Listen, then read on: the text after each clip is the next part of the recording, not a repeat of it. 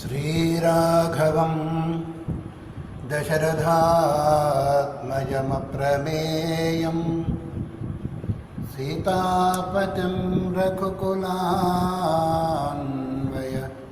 రత్నదీపం ఆజానుబాహుం అరవిందదళాయతాక్షం రామో నిశాచర వినాశకరం నమామి.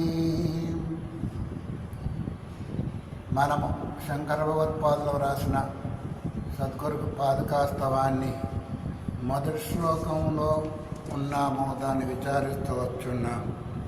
శ్రీ సమంచితమవ్యయం పరమ ప్రకాశమగోచరం.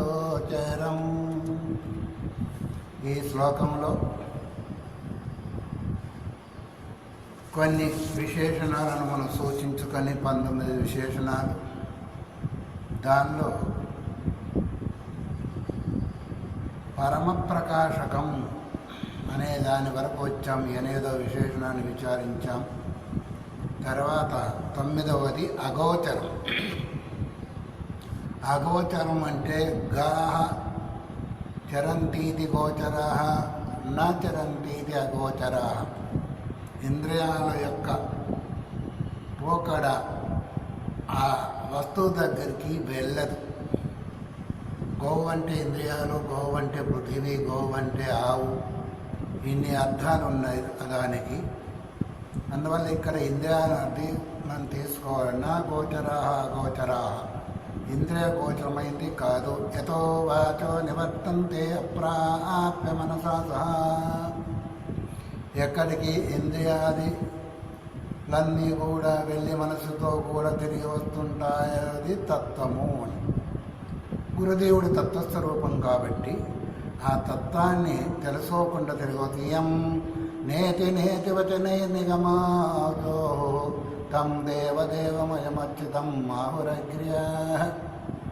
ఇది కాదు, ఇది కాదు, ఇది కాదు, ఇది కాదు, కాదు కాదు కాదు అని ఎక్కడి నుంచి అయితే నిగమాహ అంటే వేదాలంతా కూడా తిరిగి వస్తూ ఉంటాయో అని. అందుకొరకు అది ఇంద్రియాలకు గోచరమయ్యేది కాదు, వేదానికి అంతబట్టే. వేదం దాని యొక్క స్వరూపాన్ని మాత్రమే తెలుపుతుంది, కానీ ఆ తత్వం దగ్గరికి వెళ్ళలేవు. ఎందుకు వెళ్ళలేవు అంటే ఇంద్రియాలు, దానికి ఒక రూపం కావాలి. ఇంద్రియాలు ఒక వస్తువును గ్రహించాలి అంటే ఇంద్రియాలు స్థూలం కాబట్టి స్థూల వస్తువునే గ్రహిస్తాయి. ఆ స్థూల వస్తు గ్రహణంలో కూడా అతి దూరంగా ఉండకూడదు, అతి దగ్గరగా ఉండకూడదు, వ్యవధానం ఉండకూడదు, ప్రకాశం ఉండాలి. ఇన్ని ఉంటేనే అది గోచరిస్తుంది. అది ఇంద్రియాలకు గోచరం అవుతుంది అంటే ప్రత్యక్షం అవుతుంది.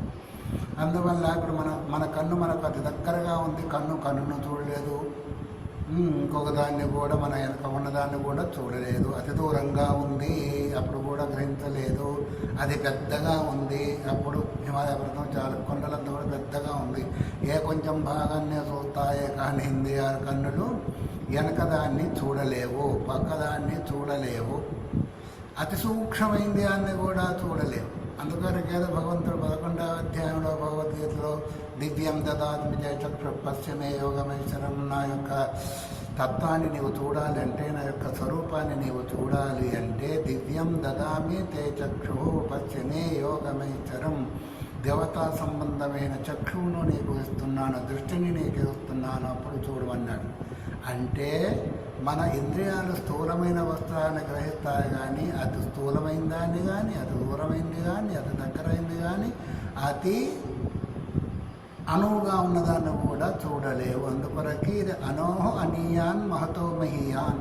మనకు కైవల్యోపనిషత్తు చెప్తుంది, అణువు కంటే కూడా అణువు, మహత్త కంటే కూడా మహత్తు. కాబట్టి ఈ ఇంద్రియాలు, ఈ చక్షురాది చర్మేంద్రియాలు ఏవైతే ఉన్నాయో మధ్యమమ్మ దాన్ని చూస్తాయి, కానీ అతి స్థూలమైన దాన్ని కానీ అతి అనువైన దాన్ని కూడా గ్రహించలేవు. అందువల్లనే ఇది అగోచరం చెప్పేదానికి కారణం. ఎందుకు మనం ఒక దాంట్లో విచారించుకున్న ఏదో విశేషం పరమ ప్రకాశకం కాబట్టి పరమప్రకాశం ఏదైతే ఉందో అది దివ్య చక్షువులకు అంతబట్టేదే తప్ప అప్పటికి కూడా అది భగవంతుని యొక్క అనుగ్రహం ఉంటేనే అది మనకు కనిపిస్తుంది, లేకపోతే దాన్ని చూసేదానికి అవకాశమే లేదు. మరి పరమప్రకాశాన్ని, ఒక సూర్యుని యొక్క ప్రకాశాన్ని మనం చూడలేనప్పుడు 1000 సూర్యుని యొక్క ప్రకాశం ఏదైతే ఉందో, అనేక వేల సూర్యుల యొక్క ప్రకాశం ఎట్లయితే ఉందో ఆ ప్రకాశానికంటే మిక్కిలి పెద్దది అన్నప్పుడు ఈ చక్షురాది ఇంద్రియాలకు గోచరమా కాదు. రెండవది, రూపం కలిగిన వస్తువునే ఇంద్రియాలు చూడగలుగుతాయి, కానీ అరూప వస్తువును, రూపం లేని వస్తువును ఇంద్రియాలు చూడలేవు. ఎందుకంటే ఇంద్రియాలు స్థూల వస్తువుని గ్రహిస్తూ ఉంటాయి, సూక్ష్మ వస్తువును గ్రహించలేవు. అందుకొరకు గురుదేవుడు జ్ఞానస్వరూపుడు కాబట్టి, జ్ఞానమే కాబట్టి ఆత్మకు ఎట్లాగైతే రూపం లేదో, చూసే వాళ్లకు గురువుకు ఒక శరీరం ఉంది, ఆయన కూడా మన మాదిరిగానే అన్ని చేస్తూ ఉన్నాడు, తింటూ ఉన్నాడు, చూస్తూ ఉన్నాడు, మందులు వాడుతున్నాడు అనుకున్నా అది లేశ ప్రారంభం చేత శరీరం నిలిచినప్పటికీ ఆయన ఆత్మస్వరూపుడు, జ్ఞానస్వరూపుడు కాబట్టి ఆ తత్వాన్ని, లోన ఉన్న తత్వాన్ని దేని చేతనైతే శరీరం సమస్త కార్యకలాపాలను చేసుకుంటూ ఉందో ఆ తత్వాన్ని గ్రహించలేదు. ఎట్లాగైతే మనం ఇన్ని వాడుకున్నప్పటికీ లోపల ఉన్న వైర్లలో ఉన్న కరెంటుని ఎట్లాగైతే గ్రహించలేకపోతున్నామో, స్థూల వస్తువుల ధారణ ఎలాగైతే గ్రహిస్తున్నామో, అలాగే అంత నిబిడీకృతమైన వస్తువు గురుతత్వం కాబట్టి ఆ గురుతత్వాన్ని అగోచరం. రెండవది, ఇంకొకటి చెప్పాలి అంటే, గురుదేవుడు తాను ఇల్లు వాకిలు వదిలినప్పటి నుంచి, గురువు ఉపదేశం వదిలినప్పటి నుంచి నానా తండ్రాడు గందరగోళం పడుతూ తిండి వండి లేక, నీడ వండి లేక, గుడ్డలు వండి లేక, ఎండనక వానక అక్కడ ఇక్కడ తిరిగి నిత్య నిరంతరం కూడా బ్రహ్మచర్యాన్ని అనుష్ఠించి ఆ స్వరూపాన్ని తెలుసుకొని స్వరూపబోధుడు అయ్యాడు కదా. అందువల్ల అలాంటి వాను మనము స్థూల భోగాన్ని అనుభవిస్తూ, స్వరూపంగా భావిస్తూ, స్వరూపంగా వ్యవహరిస్తూ రకరకాలు చేస్తుంటే ఈ స్థూల దృష్టికి సూక్ష్మ స్వరూపుడైన ఆ గురుతత్వము మనకు బోధపడుతుందా? ఆ గురుతత్వాన్ని గ్రహించగలుగుతామా? గ్రహించలేము. అందుకొరకే అగోచరం అని చెప్పేదానికి కారణం పరమప్రకాశ స్వరూపమైంది, అందువల్లనే అగోచరము అయింది. అగోచరమైనందువల్ల ఆ అగోచరమే కాకుండా భేదవర్జితం అన్నారు. ఇక్కడ ఒకటి మనం విచారించవలసి ఉంటుంది. భేదం ఎన్ని రకాలుగా ఉంటుంది? సజాతీయ, విజాతీయ, స్వగత భేదం అని 3 రకాలుగా మనకు శాస్త్రం చెప్తుంది. స్వజాతికి సజాతికి భేదము, సజాతికి విజాతికి భేదము, స్వగత భేదం అని 3 రకాలుగా చెప్తూ ఉంటాయి. ఒకటేమో అగోచరం, అది అంతేకాకుండా ఏ భేదం కూడా లేనిది. ఏం భేదం? సజాతీయ భేదం అంటే ఇప్పుడు బ్రాహ్మణుడు సజాతి, స్త్రీలకు స్త్రీ సజాతి, పురుషులకు పురుషులు సజాతి, గోవుకు గోవు సజాతి, కుక్క సజాతి, ఇలా చూసుకుంటా పోతే ఒకదానికి ఒకటి సజాతి. మరి విజాతి ఏమేంటి? స్త్రీలకు పురుష విజాతి, పురుషులకు ఇంకా మనుషులకు కుక్కలు విజాతి, దానికి ఇంకోటి విజాతి, చెట్లు కూడా విజాతి. అందుకొరకు ఒక చెట్టు, మామిడి చెట్టుకు అరటి చెట్టు విజాతి, అరటి చెట్టుకు కొబ్బరి చెట్టు విజాతి, ఫలానా ఎట్లా ఉందో మనుషులలో బ్రాహ్మణునికి క్షత్రియుడు విజాతి, క్షత్రియుడికి వైశ్యుడు, వైశ్యుడు శూద్రుడు, అట్లాగే సన్యాసికి గృహస్థుకి వానప్రస్థు, వానప్రతికి విజాతి, ఈ విధంగా పోయేదానికి అవకాశం ఉంటుంది. తర్వాత స్వగత భేదము అంటే ఒకే శరీరములో భేదాలు ఉన్నాయి. తలకాయ వేరు, చేతులు వేరు, కాళ్ళు వేరు, దాని పని వేరు, దాని పేరు వేరు, దాని క్రియ వేరు, అన్ని వేరువేరుగా ఉంటాయి కాబట్టి స్వగత భేదం కూడా ఉంది. అయితే గురుమూర్తికి ఒక శరీరం అంటూ లేదు కాబట్టి ఆత్మస్వరూపుడు, పరమప్రకాశ స్వరూపుడైనందువల్ల ప్రకాశాన్ని మనము సూర్యుని యొక్క ప్రకాశాన్ని ఇదమిత్తమని ఎట్లాగైతే కొలతలు వేయలేమో, అలాగే గురుతత్వం యొక్క ప్రకాశాన్ని కొలతలు వేసేదానికి లేదు. అది ప్రకాశము ఈ ఇంద్రియాలకు గోచరమయ్యేది కాదని ఇంతవరకు చెప్పుకున్నాము. అందువల్లకే భేదవర్జితము. సజాతీయ భేదం ఎందుకు లేదు అంటే, పరతత్వము గురుతత్వం ఎటువంటిది అంటే అది సర్వాంతర్యామే, ఏకమే, నిత్యమే, సత్యమే, సర్వప్రకాశకమై అంతర్బహిష్ట సర్వంతో కూడుకున్నదై ఉన్నందువల్ల దాంతో సమానమైన తత్వం ఇంకోటి లేదు కాబట్టి సజాతీయము కాదు. పోనీ దానికంటే భిన్నంగా, ఎందుకంటే మొత్తం ప్రతరం నాణ్యత కించిత స్థితనంజయమై సర్వమిదం ప్రోతమని భగవద్గీత చెప్పినట్టుగా దానికి విజాతి కూడా లేదు. ఒకవేళ మాయని విజాతి అంటామేమో అసలు మాయా సా మాయ అది లేనే లేదు ఉన్నట్టుగా ప్రభాసిస్తూ ఉంది. తాడులో పాము ఎట్లాగైతే భాషిస్తుందో అట్లాగా భాషిస్తుంది కాబట్టి విజాతి కూడా లేదు.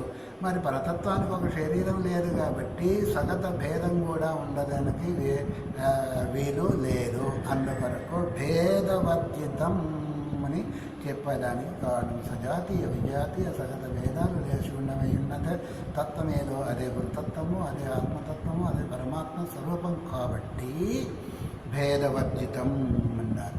తర్వాత ఏంటిది? అవ్యయం. వ్యయం అంటే తగ్గిపోవడం. ఉన్న వస్తువు ఉండకుండా, ఇప్పుడు పంచదార ఉంది, అది తగ్గిపోతూ ఉంటుంది, కరిగిపోతూ ఉంటుంది. కలకండ ఉంది, తగ్గిపోతూ ఉంటుంది. నదులు ఉన్నాయి, తగ్గిపోతూ ఉంటాయి, పెరుగుతూ ఉంటాయి. వర్షాలు వస్తే పెరుగుతూ ఉంటాయి, వర్షాలు రాకపోతే తగ్గిపోతూ ఉంటాయి కదా. అంటే దానికి ఒక స్థూల రూపం ఉంది కాబట్టి ఆ స్థూల రూపానుసారంగా హెచ్చు తగులు ఉండేదానికి అవకాశం ఉంటుంది. అందుకొరకే అవ్యం నా వ్యతీతి త్రిషు కాలేషు నా వ్యతీతి తదవ్యం. 3 కాలాలలో కూడా ఏది తరగకుండా పెరగకుండా ఉంటుందో అది అవ్యయం. 3 కాలాలు ఏంటి? భూతకాలము, వర్తమాన కాలం, భవిష్యత్తు కాలము. ఈ 3 కాలాల్లో ఏదైతే తరగకుండా పెరగకుండా ఎత్తకుండా తగ్గకుండా ఉంటుందో అవ్యయము. మరి శరీరం ఒకటి లేదు గురు దేవుడికి గురుతత్వానికి అన్నప్పుడు అసలు ఆత్మకే శరీరం లేదు. సర్వం ఆత్మైవాభూతత్కేన కంపే సర్వ ఆత్మస్వరూపమైన భావించిన మహానుభావుడికి దేన్ని చూస్తాడు, దేన్ని చూస్తాడు? చూపు, చూడబడేది, చూచేవాడు త్రిపుటి ఏకమై ఉన్నాడు గురుదేవుడు. గురుతత్వం ఆ యొక్క స్వరూపం అటువంటిది. అలాంటి వాటికి ఇంకా భేదము ఉంది అంటే తనకంటే భిన్నంగా ఒక వస్తువు ఉంటే సజాతీయ విజాతీయ భేదం మనకు కనిపిస్తుంది. తను సగత భేదం అంటావా? ఆయనకు ఒక శరీరం అంటూ లేదు కాబట్టి ఇప్పుడు కాలు, ముక్కు, చెవి ఒకటి వేరువేరుగా ఉన్నాయి. దాని క్రియ వేరు, దాని పేరు వేరు, నామరూప క్రియాత్మకాలంతా కూడా వేరువేరుగా ఉన్నాయి. మరి గురుదేవుడికి ఒక శరీరం ఉందా? లేదు. ఆ విధంగా మనం చూసినట్టయితే భేదవర్జితం. సరే, భేదవర్జితం అయితే అయిపోయింది. మరి అప్రమేయం ఎందుకు చెప్పారు? ప్రమ అంటే యథార్థ జ్ఞానం. ప్రమ అంటే యథార్థ జ్ఞానం. దేని యథార్థ యొక్క జ్ఞానము అంటే వస్తువు యొక్క, విషయం యొక్క యథార్థ జ్ఞానం. అంటే ఇంద్రియార్థ సన్నికర్షణ జన్య జ్ఞానం ప్రత్యక్షం అన్నారు. ఇంద్రియాలు ఉండాలి, విషయం ఉండాలి, మధ్యలో వ్యవధానం లేకుండా ఉండాలి.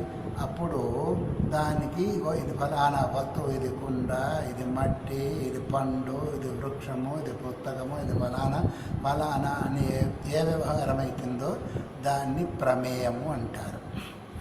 అయితే ప్రమేయం అంటే ఇంకా మాట వరుస వాళ్ళు చూసుకుంటున్నారు, దానిలో నాది ప్రమేయం ఏమి లేదని ఒక వాక్యం కూడా వాడుతూ ఉంటారు.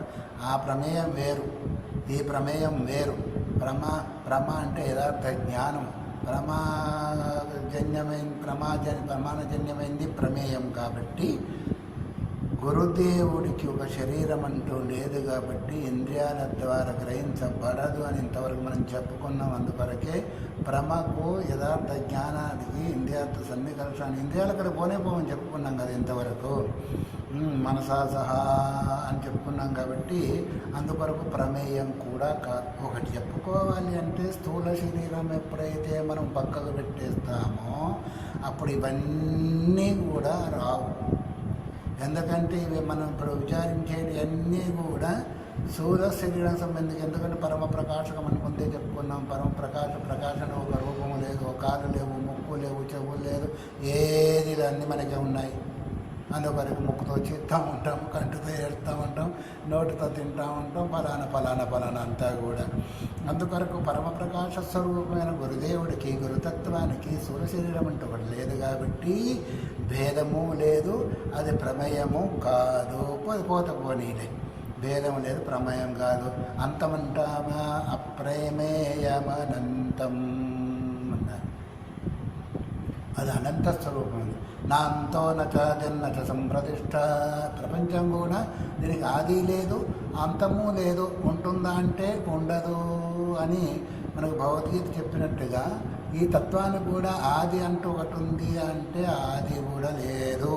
ఎందుకు అంటే అది ఆది లేదు కాబట్టి అనంతం లేదు. శివ ఆది దేనికి ఉంటుంది? దేనికైతే పుట్టుక ఉంటుందో దానికి ఆది. పుట్టుక ఒకటి ఉంది అంటే దానికి కర్మ ఉండాలి. కర్మ చేత జన్మ వస్తుంది, జన్మ చేత మళ్ళీ కర్మ చేస్తాడు, కర్మ చేత మళ్ళీ జన్మ వస్తుంటుంది. అందువల్ల జన్మ కర్మచమే దివ్యం ఏవం యో వేత్తి తత్వాన్ని భగవంతుడు చెప్పినట్టుగా జన్మ అంటూ లేదు కాబట్టి ఆది లేదు. మరి ఆది అనాది అంటే ఎప్పటి నుంచి ఉంది అంటారు? ఎప్పుడు ఉంది, ఎప్పుడు ఉండేదే కాబట్టి అది అనంతము, అనాది అన్నారు. అందుకొరకు అనంతం అంటే అంతం అంతం అనంతం, ఎప్పుడు అంతం కాదు. ఈ లోకంలో మనకి ఏదేదైతే కనిపిస్తూ ఉన్నాయో అవన్నీ కూడా అంతంతో కూడుకున్నాయే కానీ అనంతమైన వస్తువులు కాదు. ఎందుకు? జాతస్య ధ్రువ మృత్యు. మనకు శాస్త్రం చెప్తుంది, ఏదైతే పుడుతూ ఉందో అది పుట్టినప్పుడు అది ఎప్పుడైతే చచ్చిపోతుందో అంతమైపోతుంది. అది అనంతం కాదు, అంతమైపోయింది. అందుకని ఎత్తుకించది జగత్యాన్ జగత్. ఈ లోకంలో మనం ఏది చూస్తున్నామో అదంతా కూడా ఎప్పుడో ఒకప్పుడు పుడుతూ ఉంది, పుట్టింది, మధ్యలో ఉంటుంది. అందుకొరకే అదృష్ట నష్ట స్వభావ అన్నారు. ఈ ప్రపంచమంతా కూడా మొదలు కనిపించదు, తర్వాత కనిపిస్తుంది, తర్వాత నష్టమవుతుంది. ప్రతి వస్తువు కూడా అంతే. మనం వాడుకునే వస్తువులు కావచ్చు, ప్రపంచంలో భూమండలంలో కనిపించే వస్తువులు కావచ్చు కాక అదృష్టం మొదలు కనిపించవు. తర్వాత ఇప్పుడు కుండ ఉంది, మట్టి రూపంలో ఉంది. మొదలు కొండ కాదు, అది మట్టి. తర్వాత కొండ రూపంలో వచ్చింది. అప్పుడు కూడా మట్టే, కానీ మనం కుండ అని పేరు పెట్టుకున్నాం మన అవసరం కొరకు. తర్వాత అది పగలబెట్టాము. అప్పుడు కొండ పగిలిపోయిందంటామా, మట్టి పగిలిపోయిందంటామా? నువ్వే నామరూపాలు అయితే పెట్టుకున్నాము, అది పగిలిపోయింది, అని మట్టి మాత్రం ఎక్కడికి పోలేదు. అందుకొరకు ఎట్లాగైతే వస్తువుకు ఆధారభూతమైన పరికరము అది అదిగానే ఉందో, అలాగే సమస్త లోకాలకు ఎతకించే జగత్యాన్ జగత్ బ్రహ్మాండాలన్నిటి కూడా అధిష్టానం ఉంది. కాబట్టి ఆధారం ఒకటి చెప్పుకోవాలంటే ఆధారం అనేది ఉంటేనే ఆదాయానికి ఆస్కారం ఉంది, కానీ ఆధారం లేకపోతే ఆదాయానికి ఆస్కారం లేదు. ఆదాయానికి ఆధారం ఎందుకంటే ఒక వస్తువు ఉంటేనే, ఒక భూమి అనేది ఉంది మనకు, దాని మీద ఇల్లు కట్టాము. ఇల్లు ముందా, భూమి ముందా? భూమి అనేది లేకపోతే ఇల్లు ఎక్కడ కడతాము? అందువరకు ఈ ప్రపంచాలన్నీ గోచరిస్తూ ఉన్నాయంటే మొదలు ఏదన్నట్టు అది ఎవరు తత్వమే ఉంది. ఆ తత్వం ఉంది, ఇదంతా మనకు గోచరిస్తుంది. అందుకొరకే దాన్ని ఏమన్నారు? అనంతము అన్నారు. దానికి ఆది లేదు కాబట్టి అంతము కూడా ఉండదు. ఒకటి ఉంది అంటే రెండవది ఉంటుంది, ఒకటి ఉంది అంటే రెండవది కూడా ఉంటుంది. ఆది ఉంది అంటే అంతం ఉంటుంది, అంతం ఉంది అంటే ఆదం ఉంటుంది. అంతం లేదనుకో, అంతమైంది అనుకో, ఆ తర్వాత ఏముంటుందన్న భావన వస్తుంది. అందుకొరకే ఇంకోటి ఏం చెప్పారు? ఆద్యం అన్నారు. ఆద్యం అంటే సమస్త బ్రహ్మాండాలకంతా కూడా ఆదిలో ఉండేది అందే, అంతములో ఉండేది అంతే. ఇది ఎందుకు? యతో వా ఇమాని భూతాని జాయంతే యన జాతాని జీవంతి యత్పర్యంతం సంవిశంతి తద్విజిజ్ఞాసస్వ తద్బ్రహ్మ. ఏ తత్వం నుంచి అయితే సమస్త భౌతిక ప్రపంచమంతా పుట్టిందో, దేని ఎందైతే ఉందో మళ్ళీ దాని ఎందే మయ్యవ సకలం జాతం, మై సర్వం ప్రతిష్ఠితం, మై సర్వం దైవయాతి కైవల్యస్థితి. నా ఎందే పుట్టింది, నా ఎందే పెరిగింది అంటే ఉంది, నా ఎందే లయమైంది.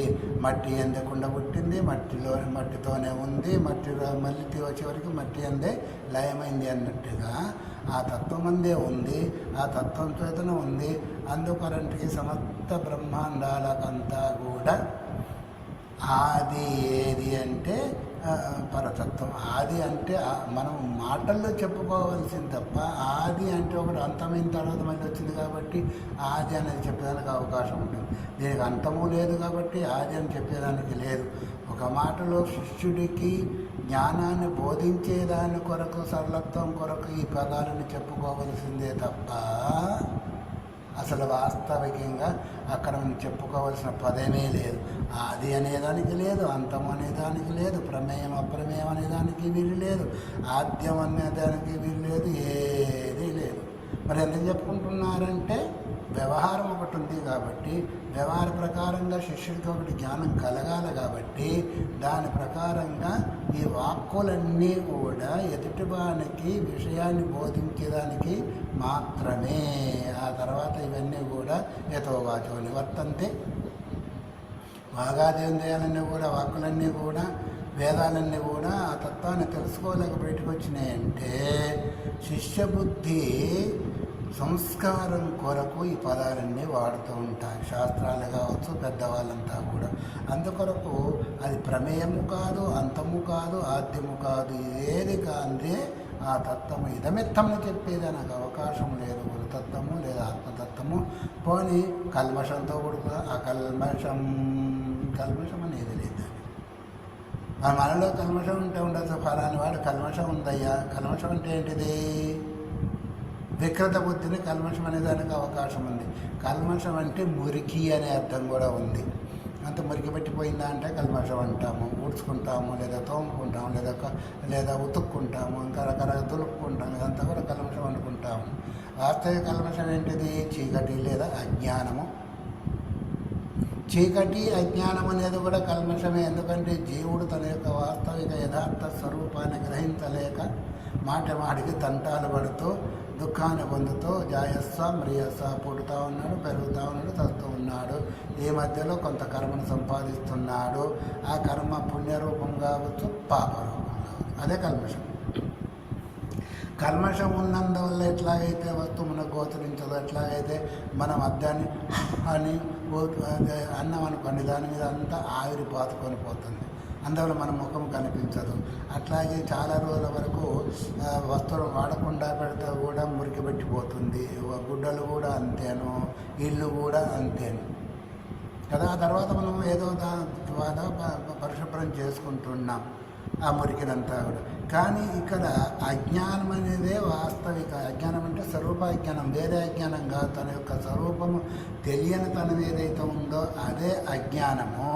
ఆ అజ్ఞానమే వాస్తవికమైన కల్మషము. ఆ కల్మషము లేనివాడు అకల్మషం. ఎందుకు అంటే ఆయన జ్ఞాన స్వరూపుడు. సూర్యుని దగ్గర చీకటి ఉంటుందా ఏంటి? గుట్లగూబకు పిల్లవాడు తన పిల్ల ఉందంట, చిన్న గుట్లగూబ. అందరూ తెల్లవారగానే తెల్లవారింది ఏవయ్య సూర్యుడు వస్తున్నాడు పిల్లవాడిని, ఇంట్లో పిల్లవాడిని తండ్రి లేపాడు. ఈ గుడ్లకు పిల్ల విందంట, అమ్మ సూర్యుడు అంట వస్తున్నాడంట, ప్రకాశం అంట. ఎందుకంటే గుడ్లకు పగలు కళ్ళు కనిపించవు. అయితే సూర్యుడు అంట ఎట్లా ఉంటాడు, సూర్యుడు లేడే లేదు పడక, సూర్యుడు అనేవంట మనకు కనిపించాలంటే తల్లి అంటా ఉంది. దాని కంటి దోషం చేత సూర్యుడు కనిపించకపోతే సూర్యుడు లేడా, సూర్యప్రకాశం లేదా? ఉంది. కానీ తాను తన యొక్క వస్తువును వాస్తవికంగా గ్రహించలేకపోతూ తనకు తాను మోసం చేసుకుంటోంది. అందువల్లనే ఇక్కడ కల్మషం అంటే అజ్ఞానము లేదా అవిద్య లేదా మాయ. ఇవన్నీ కూడా తత్వాన్ని ఆశ్రయించాయి కానీ తత్వాన్ని ఆవరించి లేవు. తత్వాశ్రితమై ఉన్న మాయ, అవిద్య, అజ్ఞానం ఎన్ని పేర్లు చెప్పుకున్నప్పటికీ తత్వాన్ని కల్మషము చేయలేవు. దానికి మురికి అంటారు. దాని స్థితిగతులంతా కూడా తత్వానికి ఎట్లాగైతే సూర్యుని యొక్క ప్రకాశం మురికిలో ప్రకాశించినప్పటికీ ఆ మురికి అంతా కూడా సూర్యునికి అంటదో, అలాగే సూర్యుని ప్రకాశం అంటకుండా ఉండేట్లుగానే పరమ ప్రకాశం వ్రతత్వం కూడా, గురుతత్వం కూడా కల్మషాన్ని అంటారు. పద్మపత్రమివాంబస, తామరాకు నీళ్లు ఎట్లాగైతే అంటుకోవో అలాగే ఈ ఈ అవిద్యాది దోషాదులంతా కూడా, అవిద్యాదుల వల్ల కర్మంతా కూడా పరతత్వాన్ని గురుతత్వాన్ని అంటుకోవు కాబట్టి దాన్ని అకల్మషం అన్నారు. అందుకొరకు ఈ విధంగా మనం 14వ విశేషణాన్ని కూడా విచారించుకున్నాము. మిగతా విషయాలు తర్వాత విచారిద్దాం. హరి ఓం తత్సత్.